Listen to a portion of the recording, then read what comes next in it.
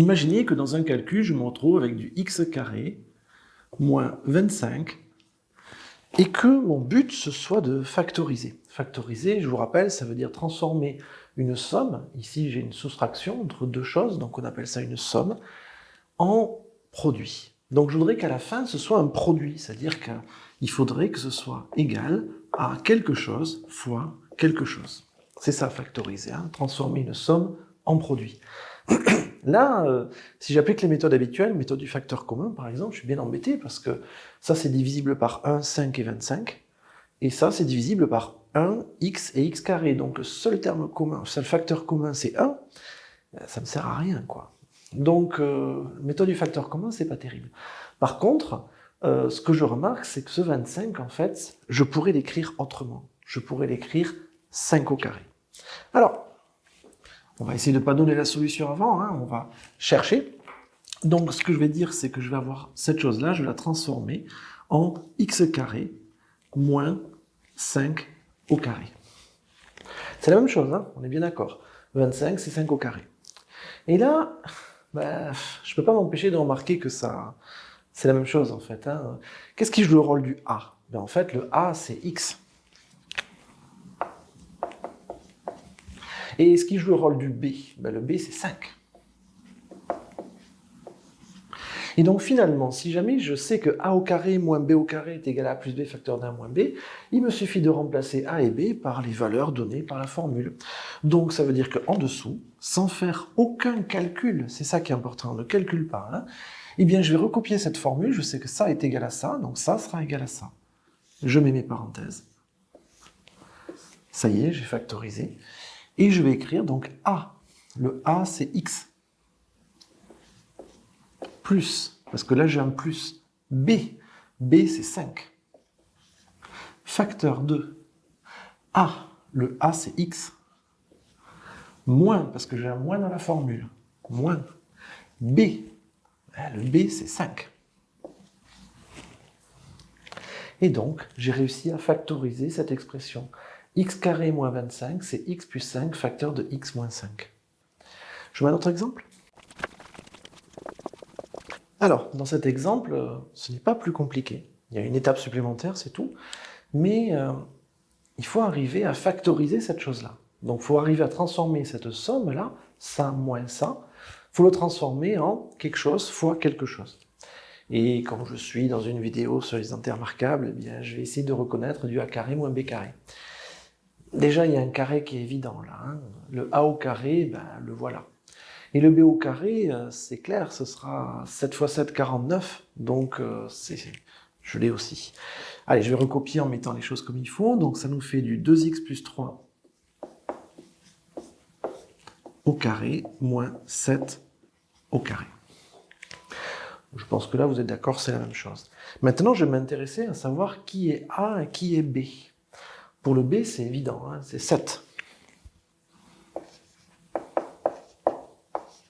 Mais pour le A, eh bien le A, il ne faut pas avoir peur. Hein. Le A, c'est ce qu'il y a sous le carré, donc c'est 2x plus 3, c'est l'ensemble.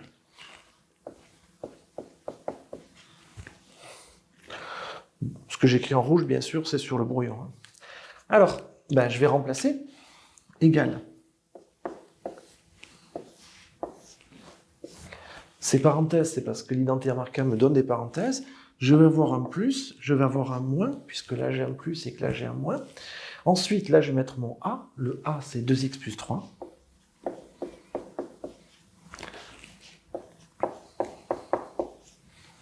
A plus B, le B c'est 7. A moins B, le B c'est 7. Ah, j'ai presque fini, là. On comprend bien que je vais pouvoir arranger dans les parenthèses. Globalement, ça va, quoi. Donc, en fait, égale 2x plus 10, facteur de 2x moins 4. Un autre petit exemple? Allez. Ok. Alors là, ça a l'air d'être le même en fait, mais il y a vraiment une grosse difficulté là. Là, d'un seul coup, on augmente le niveau très très fort. Tiens, et si vous essayez de le faire vous?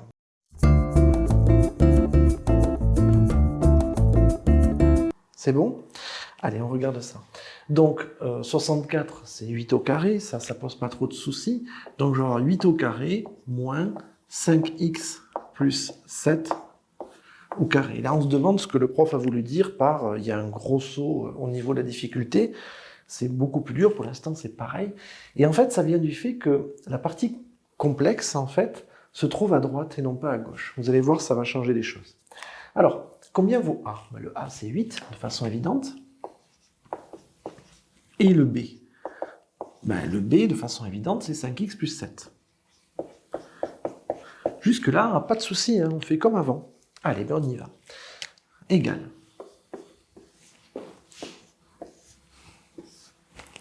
Et c'est là qu'on va commencer à avoir des soucis. Là, je vais avoir un plus. Là, je vais avoir un moins. Là, je vais avoir le A. Le A, c'est 8. C'est simple. Le problème, c'est qu'ici, je dois mettre le B. Et le B, c'est 5x plus 7. Attention, le B, c'est 5x plus 7. Vous voyez ce mouvement-là? 5x plus 7. Autrement dit, il y a les parenthèses qui arrivent.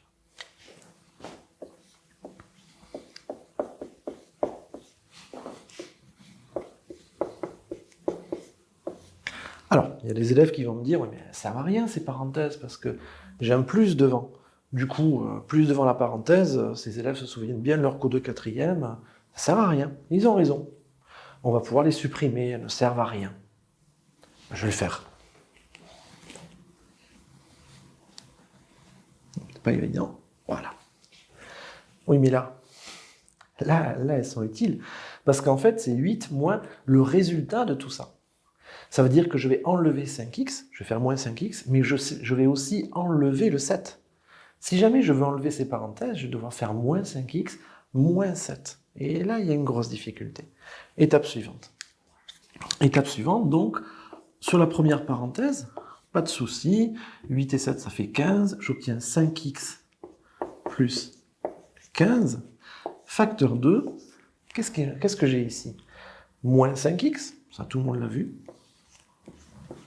Et ensuite, je vais avoir 8 moins 7.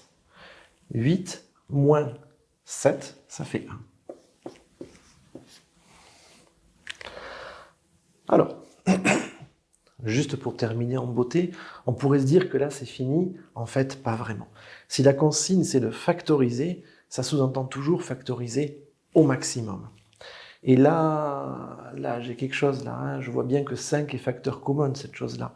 Donc, juste pour le plaisir de faire une petite méthode du facteur commun, 5 fois x plus 5 fois 3, je peux mettre le 5 devant. Donc, on se fait plaisir comme si on était en quatrième. Ça nous fait donc 5 facteur de x plus 3. On voit bien que c'est la même chose, hein. 5 fois x, 5x, 5 fois 3, 15. Facteur de ce qui reste, c'est-à-dire moins 5x plus 1. Et là, on a terminé. Bon, on va cumuler toutes les difficultés d'un coup. Je vous propose d'essayer de faire ça. Pensez au moins devant la parenthèse, pensez à gérer tout ça. On corrige tout de suite.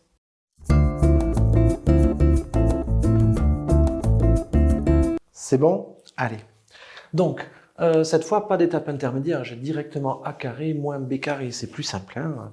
Donc, combien vaut a, combien vaut b? Alors, le a, eh bien, c'est cette partie-là. Donc, c'est 2x moins 3. Le b, ben, c'est cette partie-là. C'est 6x moins 7.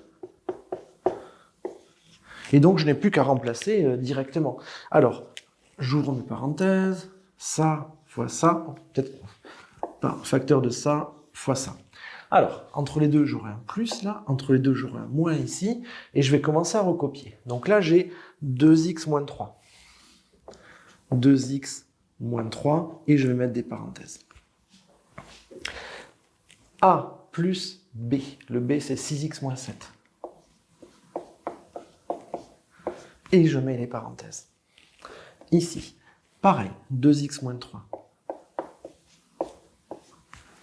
Et là, pareil, 6x moins 7. Alors, il y a des élèves qui vont dire, monsieur, la plupart de vos parenthèses ne servent à rien. Oui, et c'est très bien de l'avoir vu. Quand est-ce qu'une parenthèse ne sert à rien? Quand il y a un signe plus devant. Là, j'ai un signe plus devant. Hein, il n'est pas écrit, bien sûr. J'ai un signe plus devant. Donc, ces parenthèses-là ne servent à rien. Je vais pouvoir recopier sans les parenthèses. Égal 2x moins 3.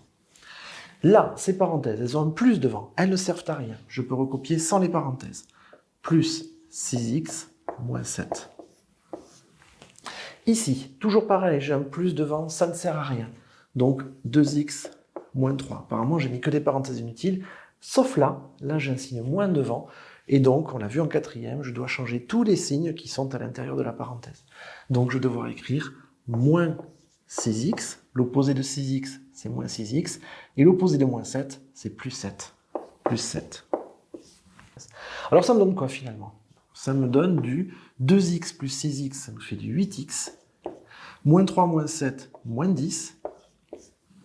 Facteur 2, 2x moins 6x, moins 4x. Moins 3 plus 7, plus 4. Et là, c'est intéressant parce qu'on voit qu'on a 4 en facteur commun ici. Donc, je vais pouvoir factoriser par 4.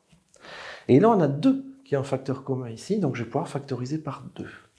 Ce qui me fait une étape intermédiaire avec 2 fois 4x moins 5, facteur 2. Et là, j'ai 4 fois, que je vais mettre tout devant, moins x plus 1. Et 2 fois 4, évidemment, ça fait 8.